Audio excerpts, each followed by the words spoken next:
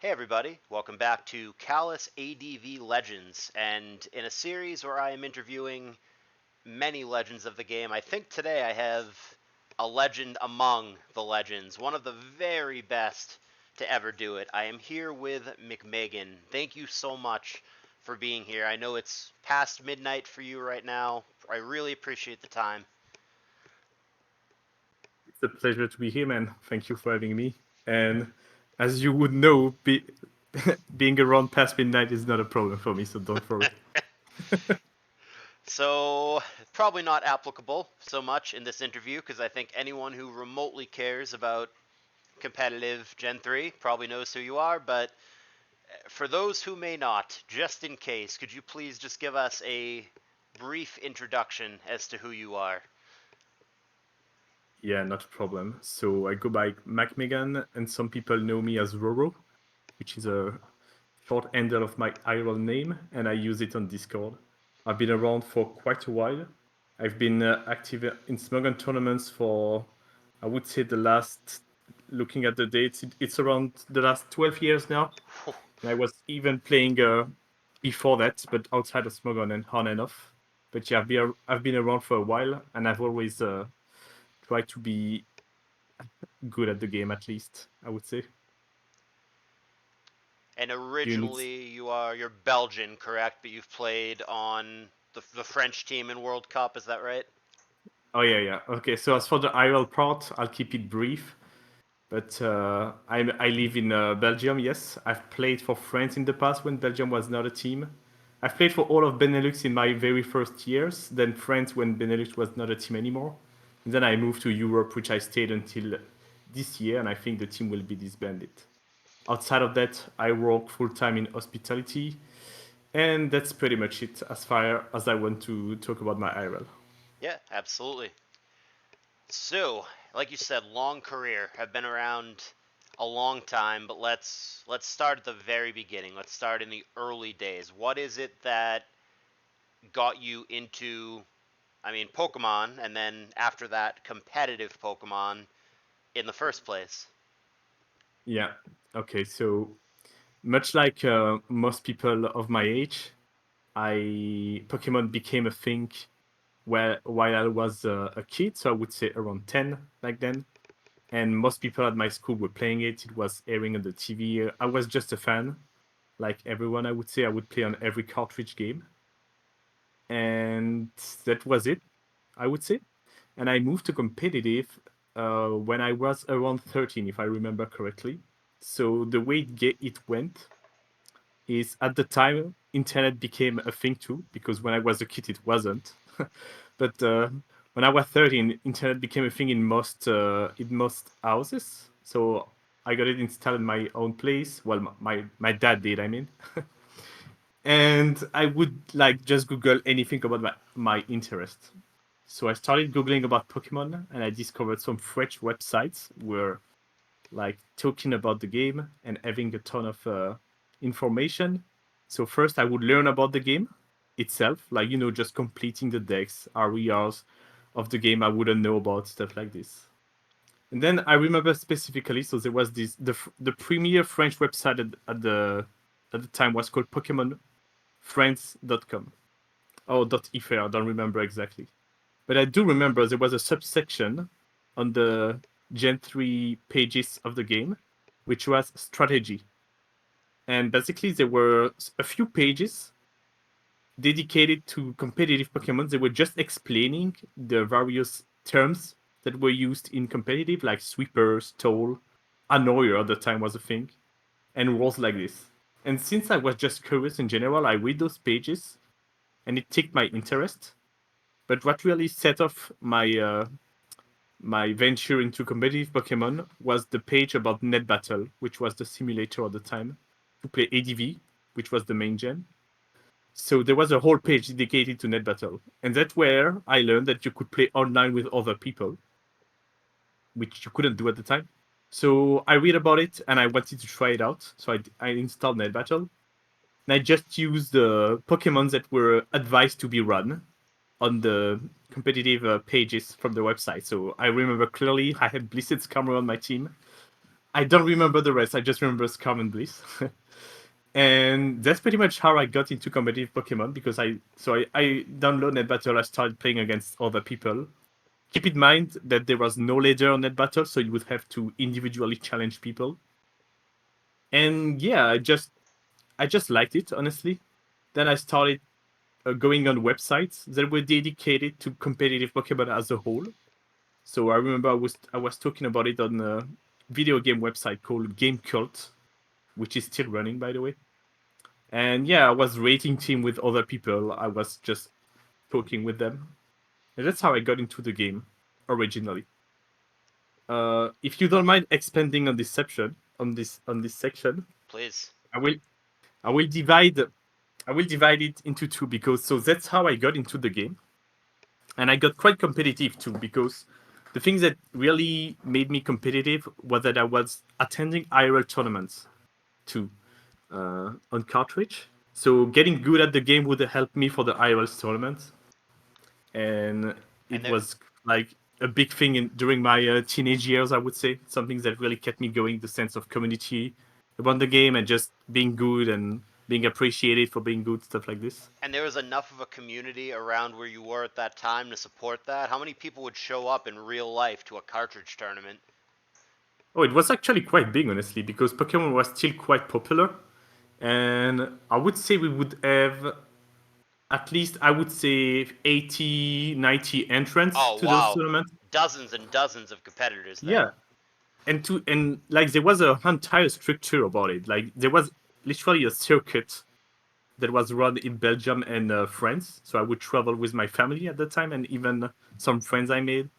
So it was a whole secret. You would have to do well in a tournament to get points, and then the person who had the most points at the end of the season would win the whole thing. So traveling with family and friends, you obviously weren't a what they call a closeted Mons player, embarrassed that you play, trying to keep it a secret. Your family knew, your friends knew, you were totally Okay, so supported by the people around you. I would say uh, sort of because the thing is at the time, so I would say after Gen 2, when Gen 2 was the main thing, it Pokemon was kind of met with ridicule from other teenagers. So I would hide it from those people, except my closest friend IRL.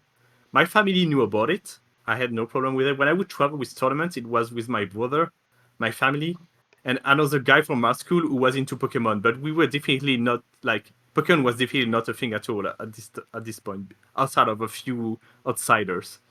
So I was like on and off when it comes to being closeted about the game. Does that make sense? It does.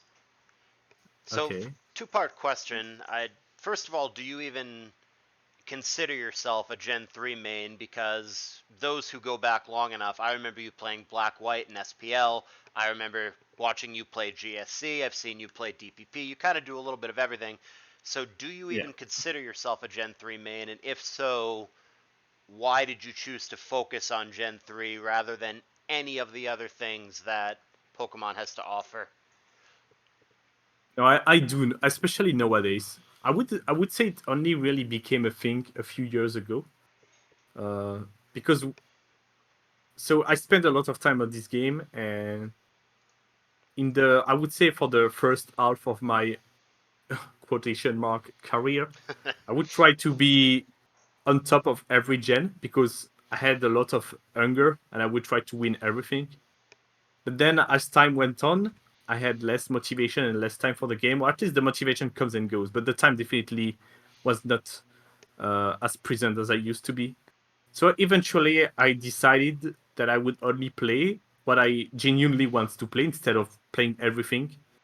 And I just stuck on Gen 3 because I think both it's a balanced gen, which is enjoyable to build and play in, but it's also the one I have the most affection for because it's the one I started in, and it's like it's tied to my likeness of the games itself because I love Gen 3 as a game series. I love replaying Emerald. I love everything about it pretty much. So that's why I became a Gen 3 main, I would say. Gen 3, is that your favorite in cartridge experience? Oh yeah, by far. I mean, I have a good memories with pretty much every generation, but Gen 3 is by far my favorite. So focusing on the So Go ahead. Sorry, I No, was gonna say please. if you don't mind a little break because so that's when I started competitive Pokemon, but I never played on Smogon or anything at the time, and eventually I dropped it. And I would just wanted to make a little parenthesis because I stopped around I think 2008.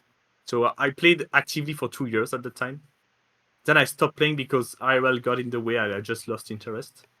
And then I just remember uh, I played Black and White IRL, so as in with the cartridge when they released, because even though I wasn't playing competitive Pokemon anymore, I still was playing the cartridge games. And I played Black and White, and after I was done with the game, I went on the Pokemon website to learn about things I might have missed while playing it. And pretty much like with ADV, I stumbled upon the competitive pages about Black and White, and just reading about them made me want to try competitive again. So I downloaded Pokemon Online. I went on the French server, and there were actually still some people from the ADV days who were still around. So it was great to meet them again. And they told me that nowadays they were playing on Smogon, so that's how I joined Smogon in 2011. You pretty much transitioned for me into what my next question was going to be. But what are some of your favorite memories from the early stages of the career, from when you right around the time you joined Smogon, those first 1, 2, 3 years joining the website, the early part of your career particularly? Do you have any accomplishments that you're proud of from back then, or fond memories from that time? Yeah, very much so. So I will skip the very early part of like the ADV days because I mentioned the IRL, which were the highlights of my competitive Pokemon for me back then. But on Smogon, I very much remember the first summer breaks where I would spend pretty much all my time hanging out online with all the friends I would make on Pokemon Online at the time, which are still friends to this day. So it was like very genuine friendships. Just playing games all night long, keeping, and we were also investing in Pokemon. I just loved following every tournament with them, getting into calls to talk about the games, talk about the meta game too. Like we were trying to build together, trying to find the next best thing. And because of the ADV background, I was already quite familiar with playing Pokemon as a whole. So when I came back and got on Smogon, I was quite good from the beginning, I would say. I had a good approach to the game. So I was honestly quite satisfied with my level, but I also had a lot of hunger because Smogon was this giant platform of like with so many players. I've never met so many players at the same times before when I was playing ADV. But like in 2011, getting on Smogon, discovering all these players, and it really sparked uh, sparked my competitive itch. I really because I knew I was already quite good at the game, but now I wanted to prove it even more because there were so many competitors. And yeah, the early days of always trying to get better at the game, trying to find the next best thing, playing with so many people, and meeting so many new people too, because that's where I expanded. Because when I got on Smogon, that's where I expanded from only talking and playing with French people to the world, like the community from all around the world. And like for example, one of my best memories is the summer of 2012, which is where I met a bunch of really good friends. Namely, maybe you know them, or at least some people know them by name, like Crashing Boom Bang, for example. Of course, I know I met him. him. Yeah, I met him this year, as well as other people, and we spent the entire summer just playing Pokemon all the time, getting calls and watching every tournament games under the suns. And at the time, like my favorite memories were playing the Smogon Tour, the live Smogon tours. So there were already always so many games to watch, and we would get in call all night long, just yeah, playing and talking about it. Uh, It's quite simple, I would say. I don't think like I have something else that comes to mind, but just spending fun time with friends, all united by the same passion and the same drive to get better. Because we were all competitive too. It wasn't just it was hanging out, but it was also we all had our goals of getting on the map, and getting achievements. sure, friendly rivalry and whatnot. Exactly. I don't even know where to begin with the rest of your career. I mean, you've won so much. You have such a large trophy case. Let me see if I have this right. You won ADV Cup twice. You won Classic. You've won SPL. I'm sure there's more that I don't have listed right now, but Yeah, I won ADV Cup 3 times actually. oh, Just wanted there you to go. know. Third time's the charm. Two is not quite enough. Yeah. I, Uh, I mean, of all the things that you've accomplished in this game, and it's probably hard to pick one because you've won so many of these big tournaments. But is there one accomplishment in particular that you're the most proud of? And if there is, why that one? okay, so I'm quite proud of my first Smogon tour, like the whole thing, you know. Back then, the generation were ADV, DPP, and Black and White. You remember what year that was, roughly? It's 2012, I think. Yeah, That it's wow, December 2012. we're going back. All right, go ahead. Yeah, yeah, because it was important to me. At the time, there weren't that many trophies, there weren't that many tournaments across the year. So when you would win one, you would really solidify yourself as one of the best players around. And it wasn't my goal when I started playing on Smogon, but as I started winning tournaments, my goals upgraded, I would say. So originally, I only wanted to win a live event, like a live Smogon tour, just one evening. Then I realized that I could do consistently good in them, so I set my sight on something higher. So winning this Smogon tour was like the the reward of what I. It was like oh, sorry, I don't have the English saying it in my. But yeah, it was just getting the goal I wanted. I was on the map from then on. The fruits of your And labor. How about that? yeah, yeah, that sounds good to me. That's perfect.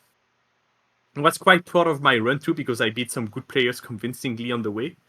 I was also building my own teams. I would get some support, but like I was still heavily involved in my team building, and so I was quite proud of that. Then otherwise, I'm quite proud of the 3 ADV Cups I won because we'll talk about that later. But I want because I don't have the best track record in some of the tournaments, but in ADV Cup at least I know I put my money where my mouth is. So when I want to, if I want to say I'm good at ADV, I have to prove it some way. And 3 ADV Cup, I feel like it's a good enough proof that I know what I'm talking about, or that I'm when it comes to ADV. I would certainly think so. I think three ADV Cup wins is pretty hard to argue with. Yeah. Yeah, then I'm also so it's actually very recent, but I'm extremely proud of my so in 2023, so the last year, I'm extremely proud of the SPL I played, where I went 9-2 in ADV, winning the final tiebreaker too, which wasn't in ADV for the sake of it, it was in Aras. But I was just proud of the tournament, With the the Raiders, tournament run. correct? Yep, under Tricking and Ryza. Yep. And also extremely proud of the World Cup run because it was in the current gen, and I went 7-2, winning 3 tiebreakers, and also winning like the decisive game in the final where I had to win to save my tournament at the time. I felt like because this tournament, I felt like I was more clutch than I ever was in the past. It was also in the current gen where, because unlike the dynamics of old gen, you have to constantly stay on top of the weekly discoveries pretty much when it comes to current gen. So I was quite proud of that. But overall, like it's not a specific tournament, but I would say as I got better in the game and winning more, my goal was to really be seen as pretty much the GOAT. And nowadays, I wouldn't say I'm the GOAT, at least of all time, but at least I know I'm a serious contender for it. Like when people talk about who are their favorite, like the best players of all time, I know I'm always gonna come up in the discussion naturally. And I would say I'm quite proud of this because it's something that matters to me a lot. Maybe not so much nowadays, but at the time it was definitely my goal to be seen as a legend of the game, and I feel like I achieved that. Yeah, we'll certainly get into the GOAT discussion a little bit later in the interview. But for now, I want to keep it on SPL since you did bring that up. You Hmm. were involved in the golden era. You were playing at a time when SPL ADV was guys like BKC, Ojama, Dexa, Asta, Undisputed, Tama, those kind of players who are all in the discussion of the all-time greats in this tier. Back in those days, very stiff competition. Is there one of those guys that you most enjoyed playing against, and on the flip side, maybe one that you least enjoyed playing against or had a difficult time with? Yeah, okay. So to answer this question, I actually went through the the famous sheet. So Had to go I back and went check the through. records. Yeah, I had to check. So I would say I always enjoyed playing against. I feel like Triangles and I go way back because he always plays ADV in every SPL. So whenever I decide to slot myself in ADV, I know I'm gonna run into him. And by now, every time I've played ADV in SPL, which has happened I think by 4 times in total, I've always run into him. And what I like about Triangle is that you never really know what you're gonna face. So it's always exciting to run into him, and he has a kind of a erratic playstyle, I would say.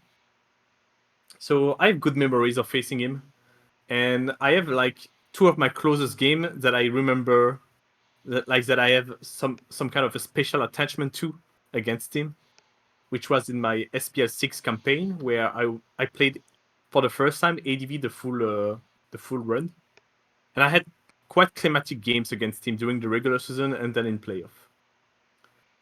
There are other people that come to mind, but for example, you mentioned Undisputed and Astamaritos, and while I highly rate both of them, I've actually never played them in SPL. Actually, no, I played Undisputed once, but it was kind of a forgettable game, honestly. And Asta, I actually never played against in SPL. We didn't meet at the same times because when he came back, I was not playing ADV in SPL anymore. To be clear, you have played tournament matches against Asta, just not in SPL.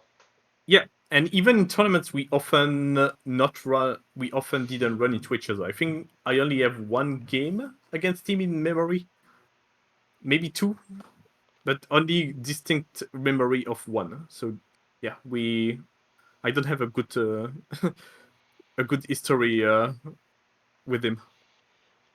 Now, is there a Dex, player that you didn't like playing against? Not because you disliked the person or whatever, but because they were good or hard to prep against or difficult to yeah, schedule with, anything to that effect? yeah. So my obvious answer, well, not obvious, but to me, my obvious answer to this is Ojama, and for a lot of reasons. So the first one is that we've always been quite close as friends and people. So I don't really like the way where I know what he likes and he knows what I like. So there is this kind of like interpersonal meta game between us two outside of the game itself. Then, like, not to get too personal, but he's my good friend. But at the time, we sometimes had a rocky relationship for different reasons. So it was also weird to face him because, for example, I would hate getting lucky against Ojama back then. Does that make sense or not? Sure, it's difficult when Yeah, competitive and because we will. friendship kind of cross paths, right? Yeah, so those are the French, like the personal reasons, and then when it comes to playing too, it's weird because I knew all of his tendency, but I felt like I never found a way to abuse them properly. So I actually don't have a good track record against him. I think I beat him once or twice, and he beat me 2 or 3 times, but he beat me in that famous tiebreak games. And he also like completely stomped me one season. And I feel like I should have a better track record against him, knowing how much like knowing his tendencies so well. But it doesn't translate in practice. I don't have a read on him when it comes to abusing his tendencies. So yeah, I always hated facing him. And I assume that you also rate Ojama highly among all-time ADV Yeah, players. yeah, exactly. That's the thing too. I even though I know him very well, I feel like I don't have a good way to abuse his tendencies as a player. Not even his tendencies in the builder, but as a player too. I feel like he's not easy to read for me. Yeah, fair enough. I think we all have For, a person yeah, or two like that. to give a comparison, I played Golden Sun a lot over the years. And on the other hand, I feel like I always had a strong read on Golden Sun, both in the builder and as a player, and it always translated in practice. Not to say, and I have a lot of respect for him, but in a player-to-player game, I always felt like I had a good win on him, and I think I pretty much won every game I had against him. Fair enough. So moving to more modern SPLs after that era of the BKCs, the Ojamas, the Dexes, and so on and so forth, Yeah. how do you appraise the skill level of SPL ADV today? Do you buy into the notion that the players today are just not as good as they were back then and do not understand the difference of how good it was back then? Or do you think that's overblown? Do you think that a lot of the players today could absolutely have competed and been successful back then and there really isn't much of a drop off? Or maybe there's not a drop off at all? How do you compare the two? Yeah, so I actually think the player base nowadays is extremely good in general.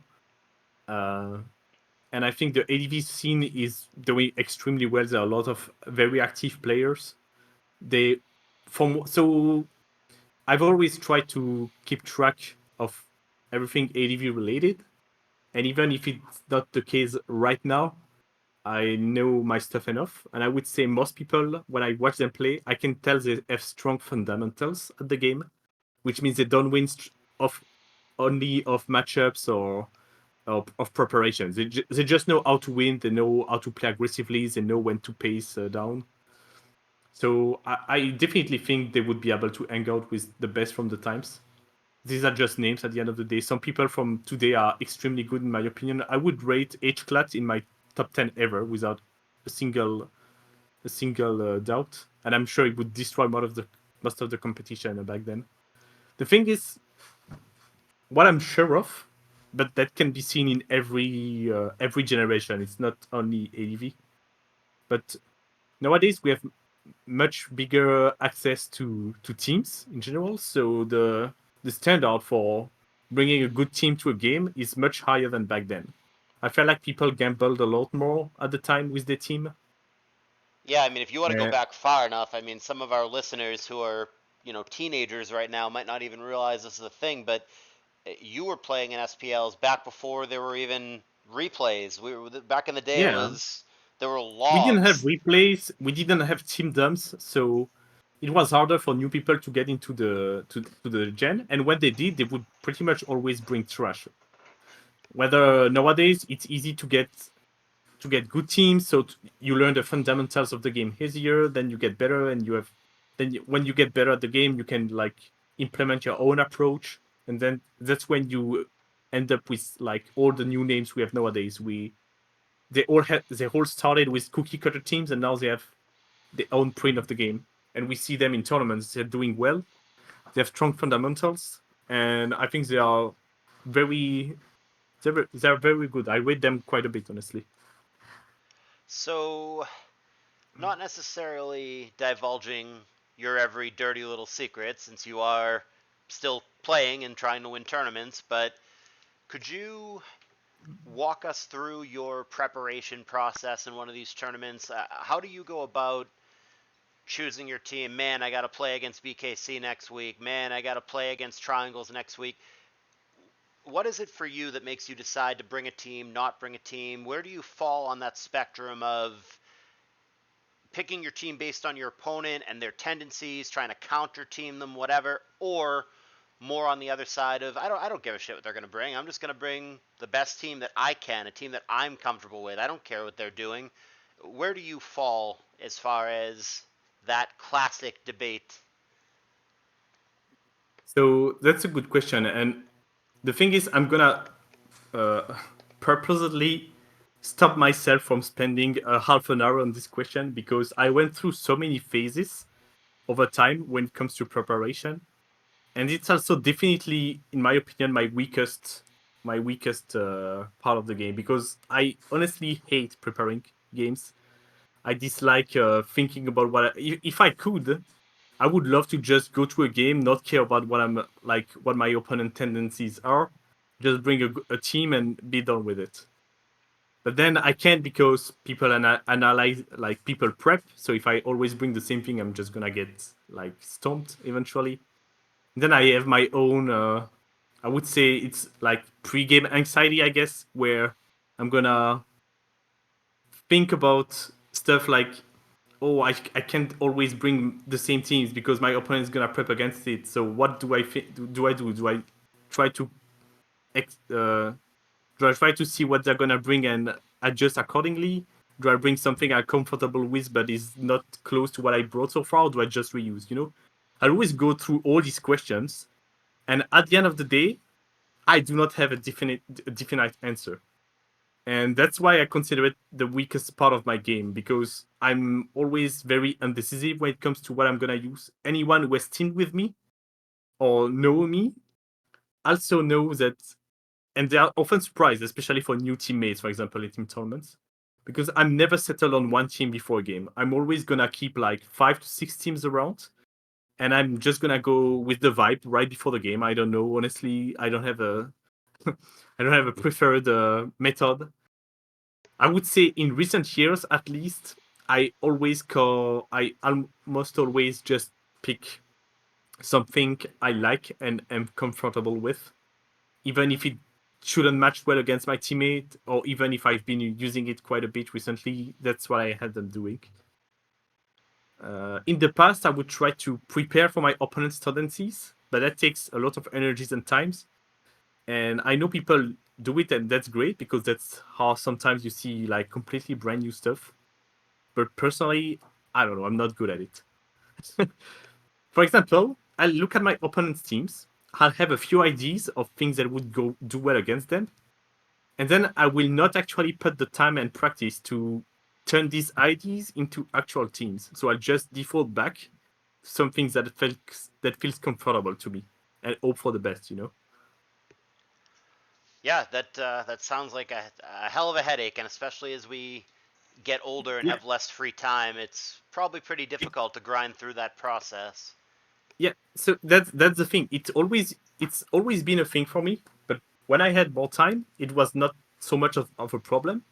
But now that I have less time than ever, it feels honestly quite annoying to deal with, and that's why in recent times I play less and less because I don't want to deal with all this headache anymore. So not every match, like in SPL or Callous Invitational, not every match is going to be against the Ojamas, the Undisputeds, the big dogs of the world. So I guess for the aspiring tournament grinders out there, coming from a three-time ADV Cup winner, what would you tell a newer player who's trying to succeed in a tournament? How does your preparation change when you're against, Timmy Pokemon 123 in round one, some random dude that you've never heard of, versus when you know that you're against somebody really good and you maybe have to prepare differently? Okay, so I actually have a, a good approach for this though. So when it comes to playing against people that I consider worse than me, or at least not that I can abuse just with my experience and knowledge of the game, I tend to bring cookie cutter teams, usually leaning on the defensive side because worse players aren't gonna know how to deal with that. It's not that I hard stall because I think hard stalling is always dangerous, but I always like go to this defensive approach and slow burn them until I win. But if I face someone whom I know is much better at the game, I try to bring something that gives me more outs. Usually, it's gonna be something with more offensive options or something slightly out of the meta, because I don't want them to feel too comfortable into the game. Does that make sense? Yeah, I mean, logically, strategically, the Yeah, worse a player is or more inexperienced they are over the course of a longer game, if you play it safe, in theory, they're just going to make more mistakes than you, and you're just going to exactly. eventually play better, right? Exactly. That's a good way to word it. The longer the game, the more likely they're gonna do mistakes, and I'm just gonna win. Whereas if I play against someone who knows what he's doing, I try to think I try to find a good balance. And I would say there are two other things that I like to do against other good players. So the first thing is, if for some reason my creativity was on this week in particular, I always try to find I mean, in general, not in ADV, but in general in Pokemon, I try to find a new way to approach a Pokemon, a team style, a game. And if I feel like it's gonna work out, I will bring it to a game. Not like even I would say not even taking into account my opponent's tendencies. I just feel like if the idea I got in mind is sound, and it's gonna, so it's not something standard in this case. It's something that is completely new, I would say. But I'm quite good at finding Could you this give kind of new our things. could you give our viewers an Yeah. ADV example of that? Okay. I'm trying to think of ADV example. I know I can think of one two. that's relevant to you, but I'll let you answer your own question. Okay. So for example, I feel like if you are good enough to create a new variant of Baton Pass, people are not gonna be good against it. And uh, if it's streamlined enough to the point where it's consistent, it's a good bring to a tournament game. That's something that comes to mind.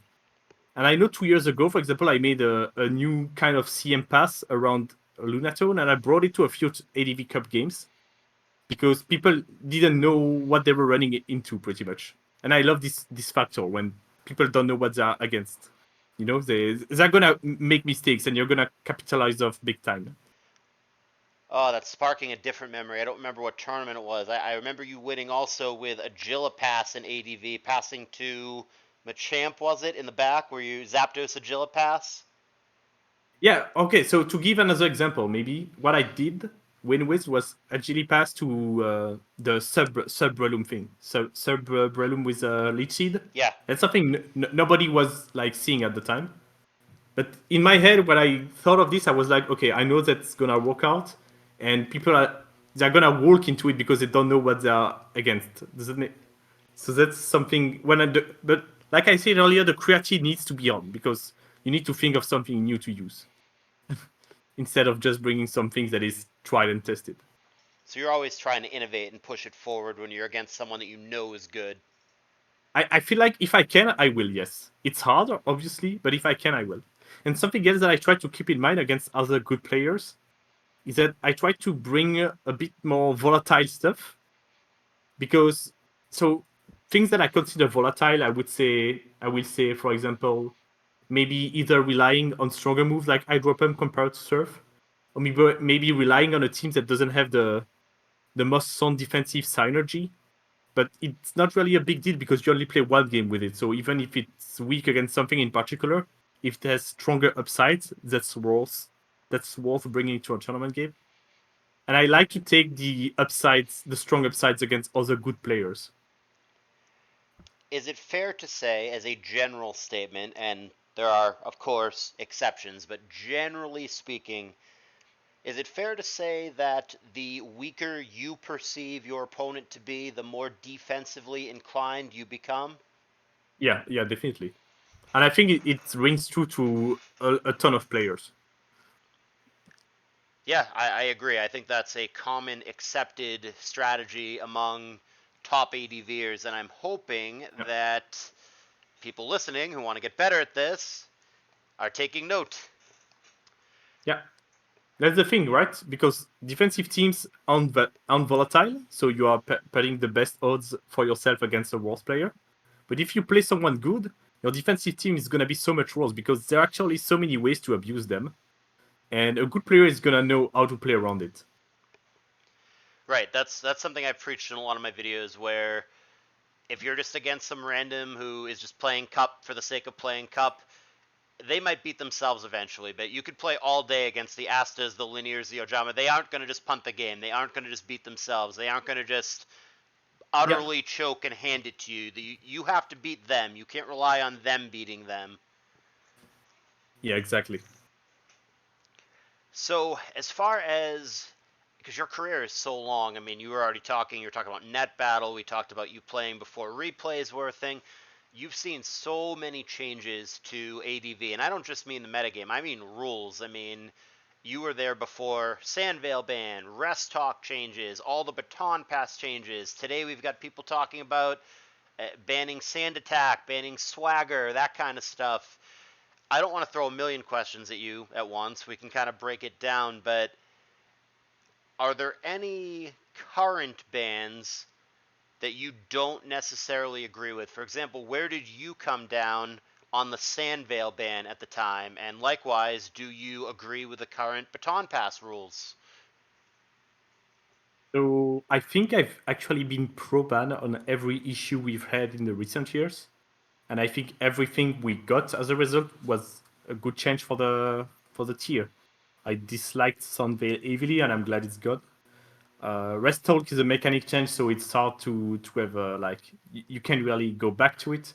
But I think the current Rest Talk mechanic is much better than what we had before because defensive Pokemon, some defensive stuff are much stronger with Rest Talk around, and I think for the general health of the game, it's better when a metagame isn't too good on the defense. It's better if offense is prevailing.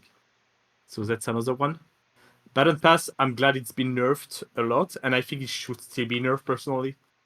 I actually campaigned quite hard for Speed Pass ban as a whole in the last time we were dealing with this subject, and I still stand by it. At the very least, ninjas should be banned to me as a whole, not even sand attack, just ninjas.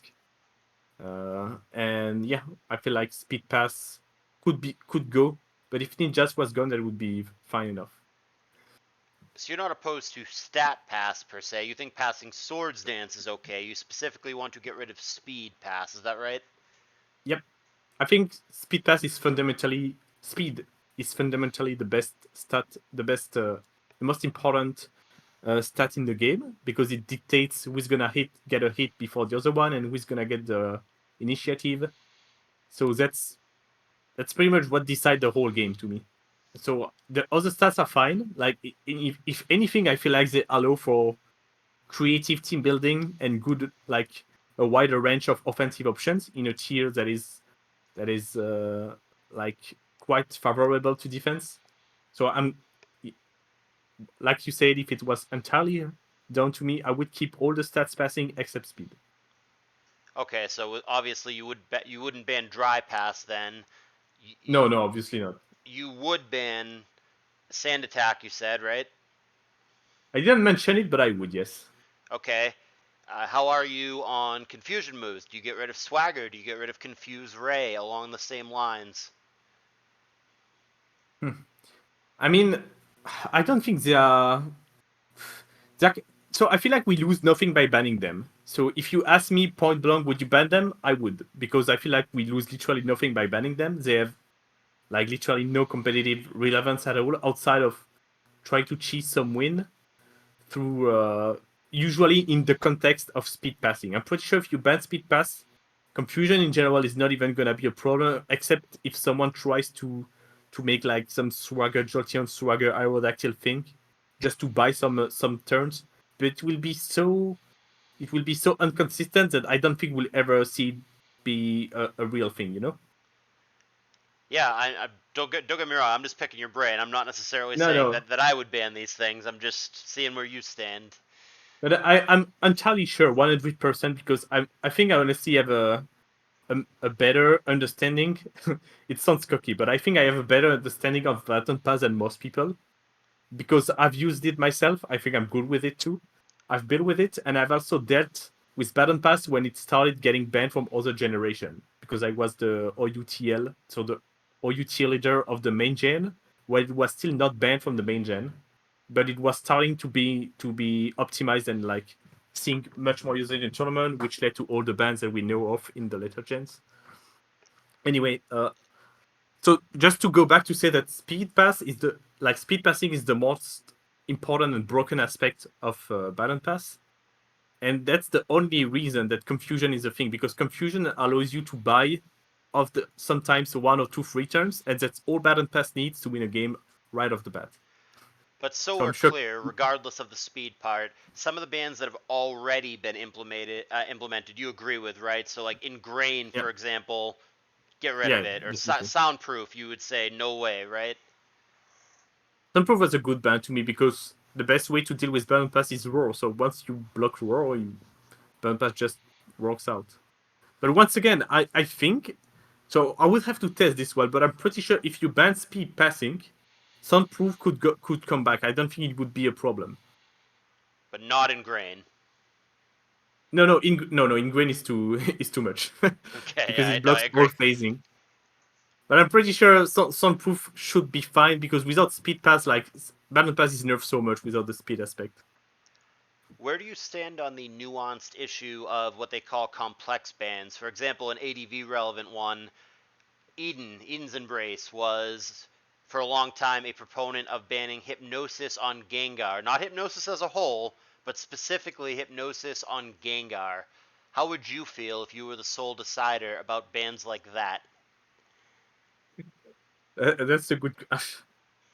That's a good question, honestly. Because honestly, for a long time, I was definitely pro on it, and like that's a good example too. Hypnosis on Gengar was one of the things, and some people even know that for a time I even wanted like to specifically limit spikes. So you don't ban spikes, but you only limit it to one. I changed my mind regarding that, but just to show my evolution of the mindset. Nowadays, I feel like it's if you allow one thing to happen, then people are gonna come up with a ton of different like propositions, and you are gonna have to deal with each of them individually, and then like you are never ending your tiering. And I think the charm of a game is when it's like the gen is not moving anymore, and you find the situation within you find the solution within what you have, and not changing the rule set. So I would be against them nowadays. Just like adapt to whatever you can. So, you knew we were going to come to this question eventually, but you know I've got to ask it.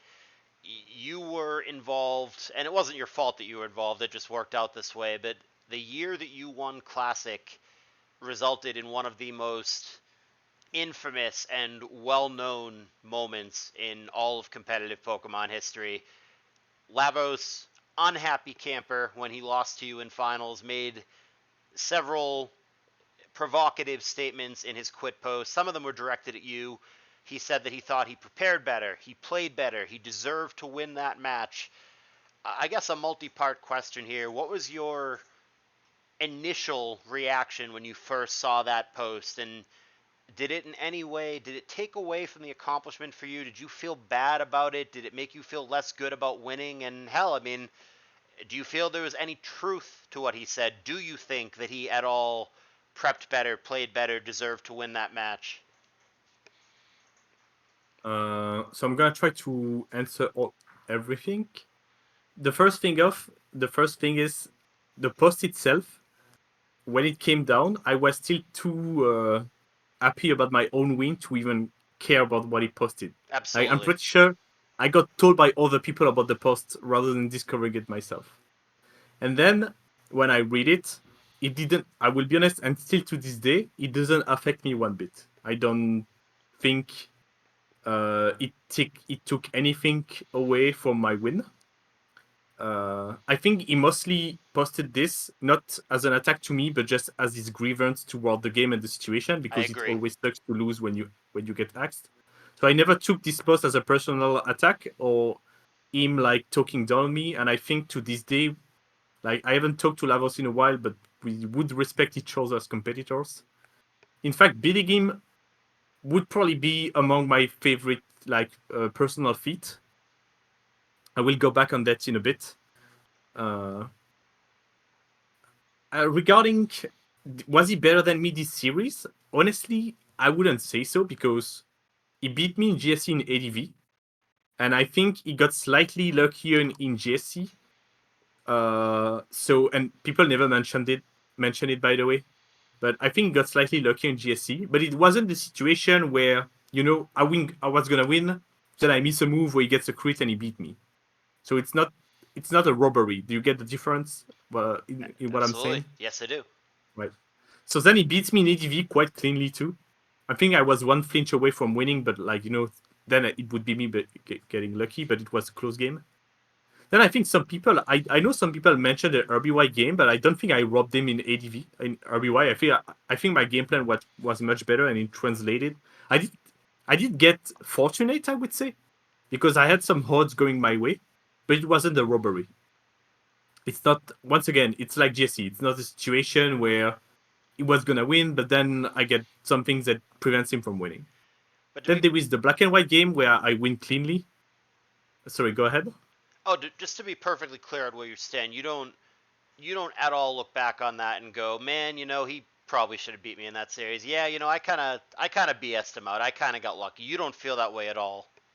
So that's where I was gonna end because I feel like the first 4 games it ended in 2-2, and there was not a single game where someone was gonna win and the other one just robs the game away. You know? And then the infamous DPP game, Yeah, right? and then it came down to DPP, and okay, DPP I got absolutely like super lucky, but it's I don't consider it a robbery in the sense that it's not like he was gonna win if I didn't get my luck. Right, that's the problem. Uh, The problem is like we didn't get to see what would have happened with the yeah, rest of the match. Like, let's say the Gyarados just gets the one flinch and then everything else plays out normally. It might have been closer, obviously, but you still very well may have just won if you play a normal game see, after that. see that's the thing. That's why, because of these reasons. So obviously, I would have preferred to win cleanly, Of but I don't course. feel bad. I don't feel bad about this at all because I didn't rob my win either. If it came down to game 5 and let's say last turn, I don't know, man. It's You, like you he it's misses Dragonite. he misses Rock Yeah, Slide for the loss. Yeah. yeah. He misses Draco Meteor with Dragonite. Yeah. Then I would feel bad, and I feel like everything he said would have ring true because he would have played better straight up over the course of 5 games. But here over this series, I feel like we were tied 2-2, and then game 5 he couldn't play, which is unfortunate for him. But I still think I did what I had to do to win overall. So I feel like that answers the question at the end of the day. Yeah, it sure did. He was right. He was right to complain because it sucks to lose. It sucks to get axed. It sucks to not be able to play a game because you get so unlucky. But it's not like he was much better than me over the course of 5 games. I didn't rob any game. Rob once again in the precise sense of winning a game that you should have lost off the last turn or something like this. So yeah, I for all these reasons, I still feel proud over that win. And to go back of what I was saying earlier, something I love about my so about some of my feats this game over in this game of over my career. I mean, is that I have my period of activity and inactivity, and I have some periods where I think most people see me as one of the best players around because I'm active and winning games, and sometimes I play less and maybe my results aren't as good, and people like still think I'm good, but I'm kind of off the map. But in my head, I know if I care about winning against someone in particular, I know I can do it and I will do my best to do it. And when I had to play Lavos, he was seen as the best player of the circuit without like anyone coming close. And in fact, I remember, and I could even show you a screenshot if you want. I PM'd him before Classic, and I was like, dude, you are so good right now, I want to play you. When I see someone who is winning so much, I want to play them and I want to beat them myself. Because I see everyone is failing, and I'm thinking, if that guy was to play me, I know he's not gonna get his way. I'm gonna win. So that was my mindset going into Laos. I wanted to beat him solely for this reason. Not even to win Classic, but I wanted to beat Laos. I mean, really, out of this whole interview, if I could highlight one single thing that's been said for the listeners who are trying to get better, it would be exactly what you just said. That's the difference right there. Do you know why McMeghan is better than you? I mean, yeah, he's a smart guy, but the big thing right there is the mindset. These other guys, they see, oh, fuck, I got to play against BKC. I'm so dead. I'm so screwed. I can't win. Roro's the opposite. You want to play against these guys. You embrace the challenge. You want to get in there with the best guys. It's such a Yeah, healthy winner's mindset. Instead of being afraid of a good player, you actively want to play against them. yeah. So, to add more to it, I will be entirely honest with what you said because I feel like Pokemon is so unfair as a game that sometimes you play much better and you don't get rewarded for X or Y reason. That if I could, I wouldn't mind having the easiest path to win. I wouldn't mind getting lucky every series. You know, I don't mind it at all, and I don't think I wouldn't feel like a fraud because I feel like I've proved enough to the point where if finally the stars align and I get an easy run and I get lucky, I'll feel good about myself. But I really like to face the current hottest player of the moment and try my own end at it. You know. So, for example, I don't know if you follow the current gen at all, but over the past year, like the hottest player in the tournament circuit right now are Empo and Vert. And I know I would like to play them in a best of 3 in their gen, And I would be able to do better than most people who main the gen against them. But I yeah, that's my mindset. It's a winning mindset. I think it's a huge part of why you have been so successful. And we've spent a huge portion of this interview on your successes and on the many things that you've accomplished, the many things that you've won.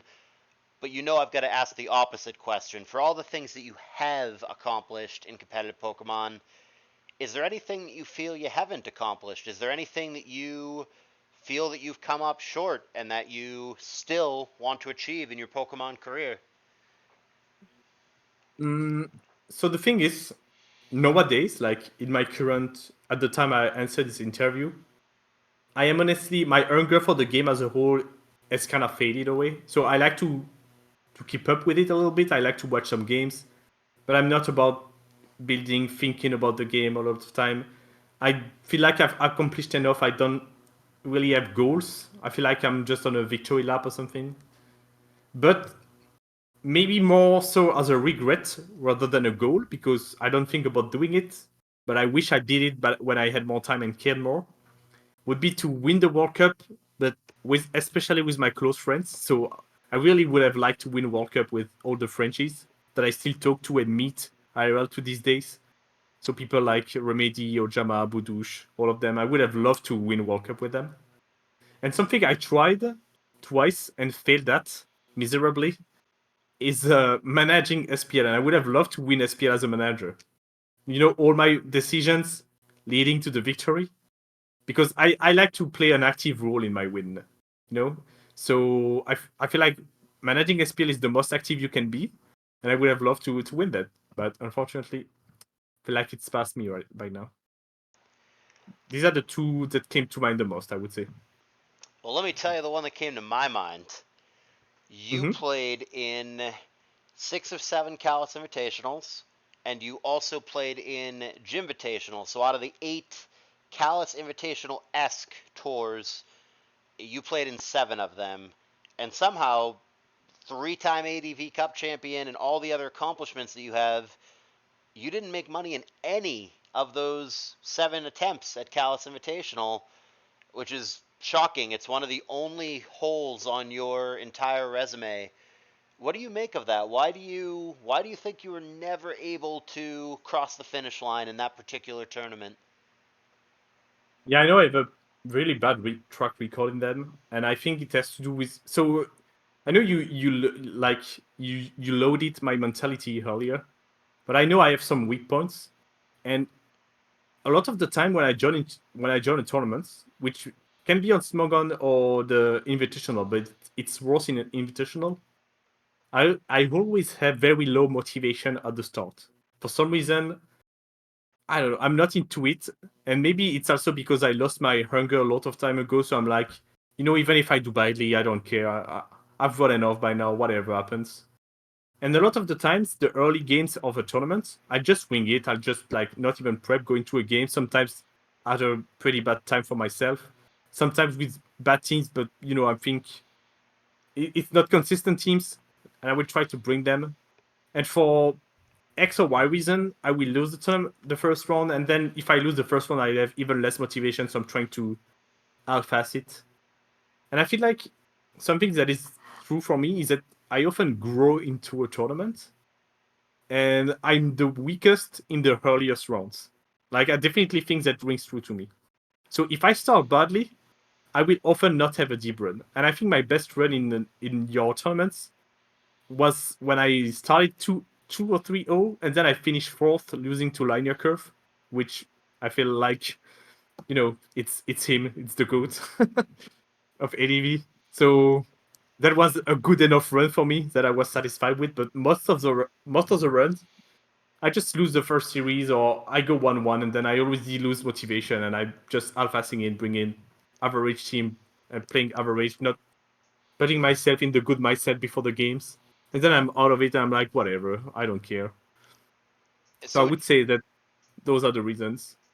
would you chalk up your lack of Callus Invitational success at least partially to the structure of the tournament? Because as we know, the lower bracket is so difficult, and likewise, winning the first 2 rounds, it's such a big advantage because Yeah, you get that bye. If you win again, you get another bye. It's so much easier to win it from the upper bracket. People don't understand how much of an advantage it is to win those first couple rounds. If you go to the lower bracket in the first round, you have to play like 8, 9 matches or something without losing in order to win. It's very difficult. Do you think the structure of the tournament plays a part in your results?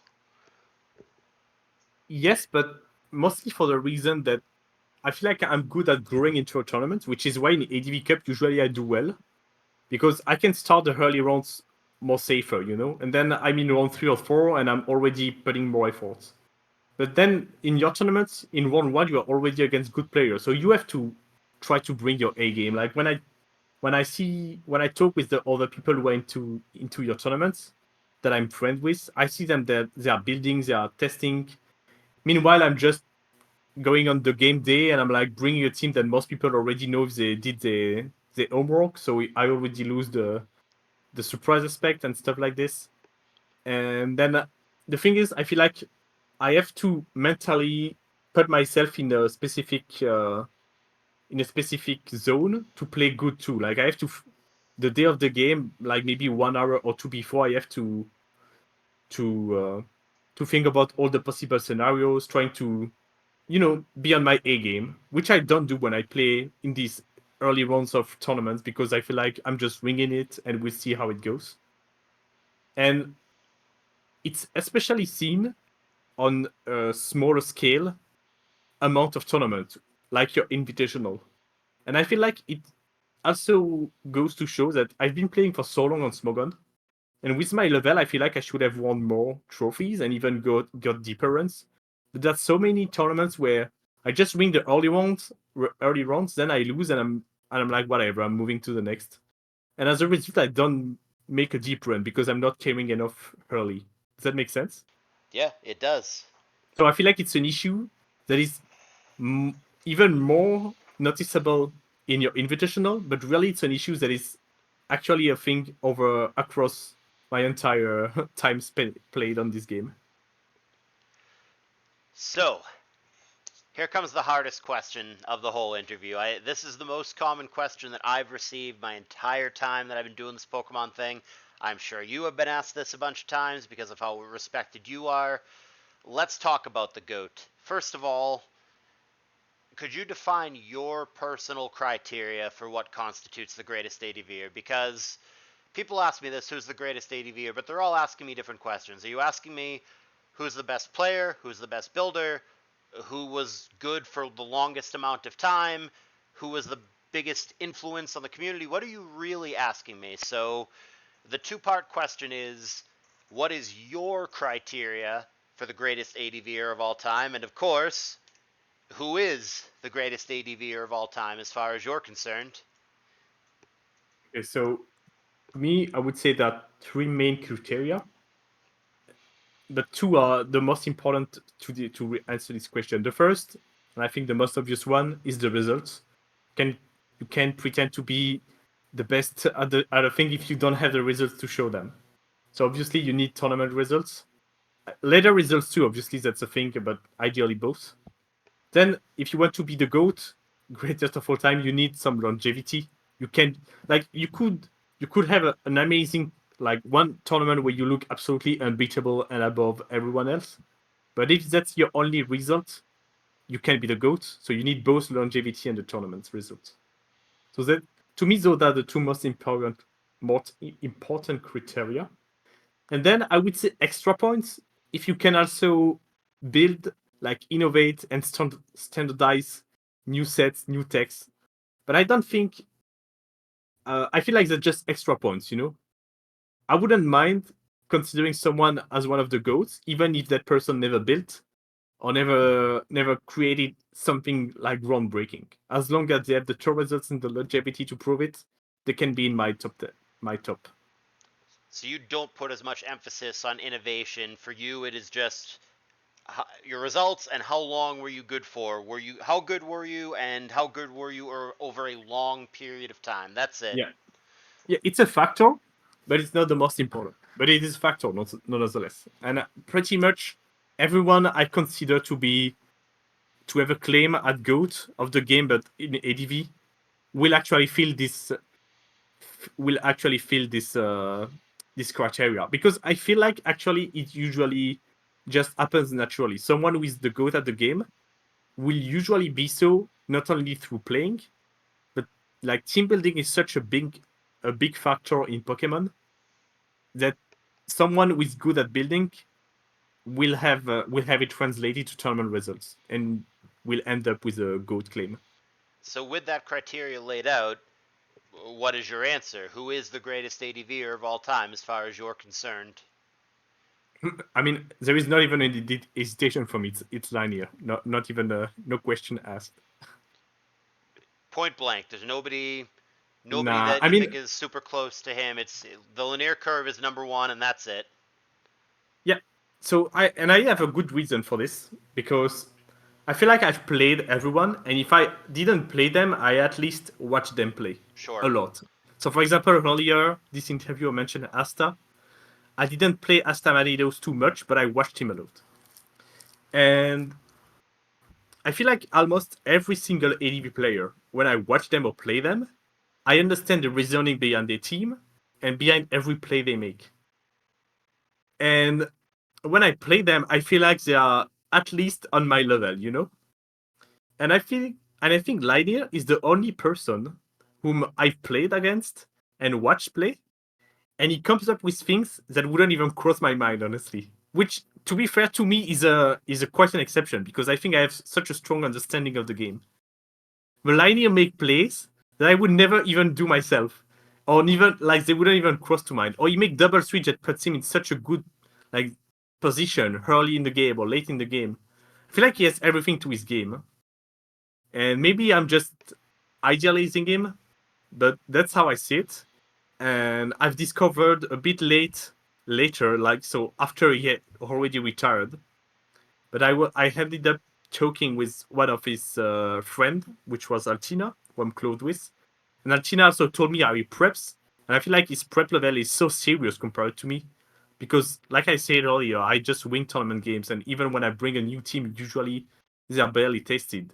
And Altina would tell me that Liney would spend hours and hours testing his new things, testing new routes, you know, trying trying moves with Pokemon that sometimes doesn't make sense, but in the context of the game they would. I know it's quite conceptual here, but No, I can speak to that personally. This is gonna really tell you how old it is. But back when I yeah. was playing a lot of Pokemon, which is quite a few years ago at this point, but no, Lanier would randomly hit me up on Discord and challenge me, and just out of the blue, hey, do you want to play a best of 9? Do you want to play a best of 7 right now? And this was every night. He would play against Asta and me and UD, and he would grind out best of 7, best of 9 every single night for a couple years straight. I mean, I understand how manic this guy was, Mhm. and it showed in the results.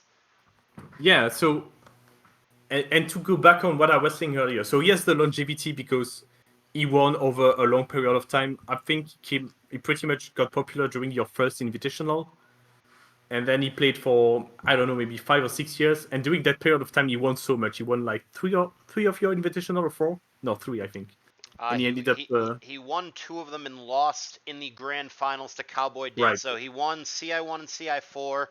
CI4 being dominant against Undisputed, who is Yeah, also an exceptional player. and that's the thing too. When you watch his games, he completely dunks over other top tier players sometimes.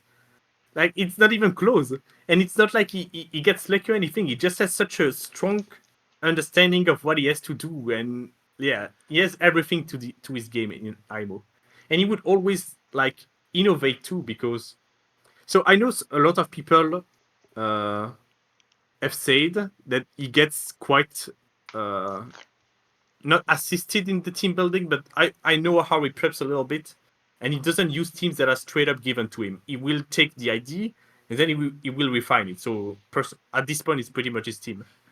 But if you watch his tournament runs, a lot of his teams are actually completely new for their time, which is also crazy. So he wins with new stuff. He wins a lot, and he makes. Yeah, I think he's the goat, man. So I want to make sure is if linear is still the answer for this for you, but if you had to designate one Pokemon player only and you can't pick yourself that had to play on your behalf in a super high stakes match, if the player loses, you have to give up your car. Is Lanier the person that you would pick to represent you in that match? That's actually funny that you answer that because this so earlier this month I spent a week IRL with the French guys I was talking about earlier, and we had this exact question come up during a conversation.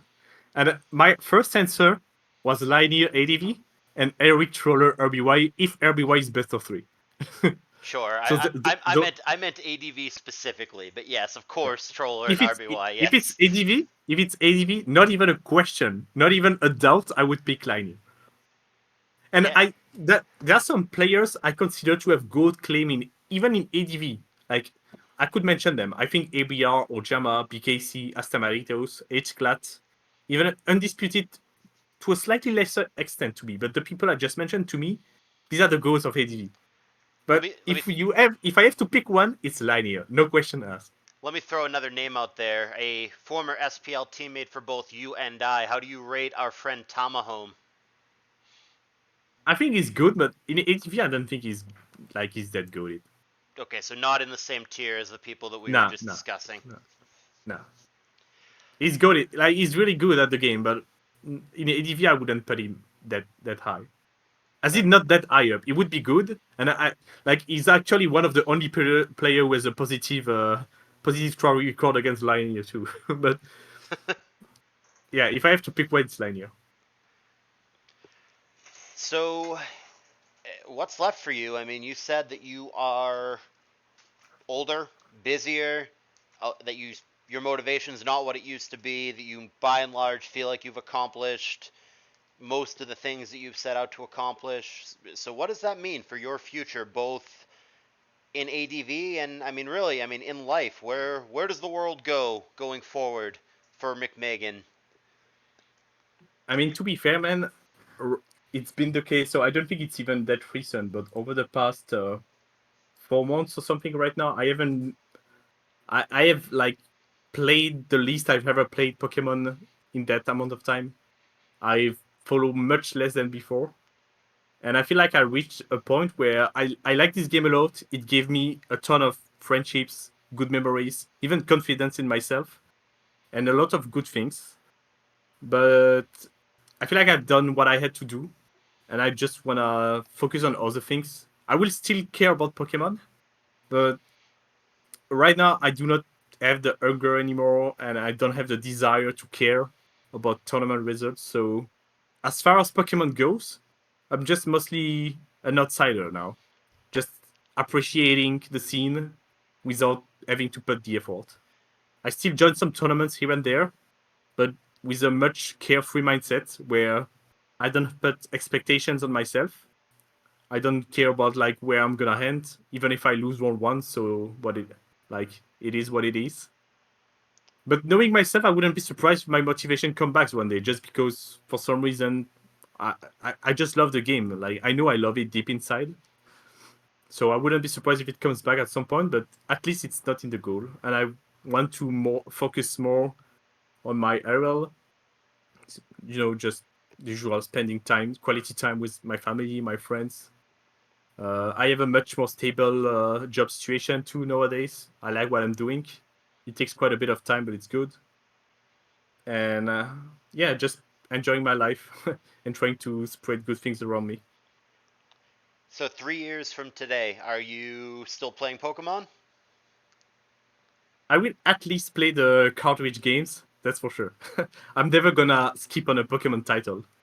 Competitive, I don't know, but I will still be playing and caring about Pokemon as a franchise because it's a deep passion for me. But as you've said in this interview, and I think anyone who remotely follows competitive Pokemon and competitive ADV would agree, even if you quit right now and were never to return, you left your mark. You really don't have anything else to prove or anything else that you need to show anybody. And that's got to feel great knowing that I'm not just flattering you, you genuinely know that that's true. That's got to be very satisfying knowing what your career has been and that you Yeah, have the luxury now of, if you want to play, you can. If you don't, that's fine too, and it doesn't really change a damn thing about your legacy. yeah, that's honestly and genuinely how I feel. So even I even if I move to something else, I'm not looking back with regret. So that's like I'm very happy about my time on Pokemon. There is literally almost no regret overall. Just like Link I mentioned earlier, but I can live happy like this. Is there anything else at all before we wrap this up that you want our listeners to know? I mean, it's a great game. Honestly, most people who are into competitive Pokemon are probably a fan of the games as a franchise. Personally, it's I feel like the way the game is played always lead to spending time with other people and sharing a passion with other people. In my opinion, was in is sorry. In my opinion, in one is one of the best thing in to have in life. So hopefully you guys can all make friends on the game around, have a good time. We lose nothing by playing it, or win nothing even, except your tournament. We get some money from them, but most of the time we don't even get anything. So don't get too serious about it all. Just have fun. And if you don't feel like you're having fun anymore, move on from the time. That's That's pretty much it. It's a very broad message, I know, but no, it's the it was perfect a perfect message to end on. At the end of the day, this is just a hobby. This is supposed to be for fun. If you're not enjoying it, what are you doing? exactly. Wow. And okay, and my other advice when it comes to Pokemon or anything else, always leave whatever you like to the fullest. Go all in. You'll make the best memories like this. There you go. Life advice from one of the greatest to ever do it. McMeghan, thank you for your time tonight. I really appreciate you being here, and this has been a great interview. I know that the listeners are gonna love to hear this. Well, thank you, man. It was great to talk about such a strong part of my life and such a relevant one too. And yeah, it was fun, honestly. Always around. If you, I will check your next videos too, your next projects. Thanks for having me, man. Thank you for the time.